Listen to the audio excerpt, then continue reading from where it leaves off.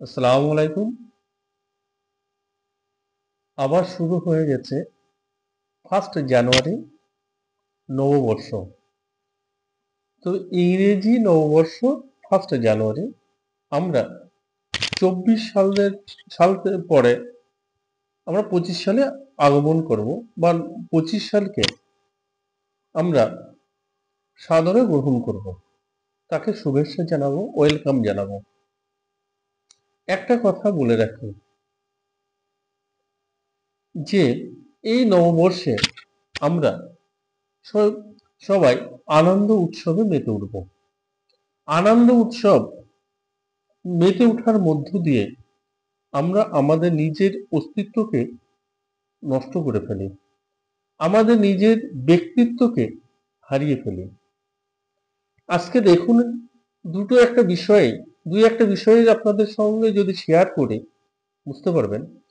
নবী আকরাম সাল্লাল্লাহু আলাইহি সাল্লামের জন্মের পূর্বে তাকে আমরা বলি যে মূর্খতার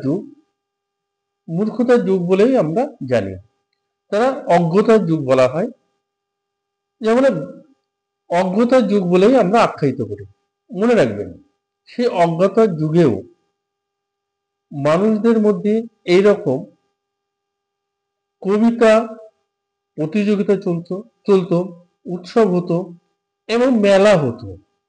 উক্ত মেলার মধ্যে তাদের আহ, উক্ত মেলায় তারা একে অপরের ভিতরে মেল বন্ধন করে রাখতো। তাদের মধ্যেও উৎসব ছিল, কিন্তু তাদের মূর্খতার যুগ বলা হতো। তাদের বলা হতো অন্ধকারের যুগে নিমজ্জিত। আমরা কি সেই অন্ধকার যুগের মধ্যে নিমজ্জিত নয়? তারা ছেলে এবং মেয়েকে একে অপরের মধ্যে কোনো বাইন্ডিং থাকতো না। তারা মদ্যপান করত, তারা হত্যা লীলায় মেতে উঠত, তারা ঘোড়া দৌড় করাইতো এবং তার সন্তানকে মানে কন্যার সন্তানকে জীবিত কবর দিত। আজকে ভাবুন তো, আমরা সেই মূর্খতার যুগের মধ্যে নেই।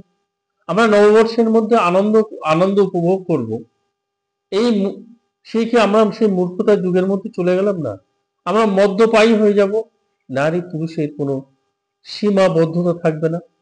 যে নারী পুরুষ একে অপরের মধ্যে সীমা বা সীমার মধ্যে না থেকে, একটা ব্রিগেডের মধ্যে না থেকে, তারা একে অপরের মধ্যে ঢলে পড়ে।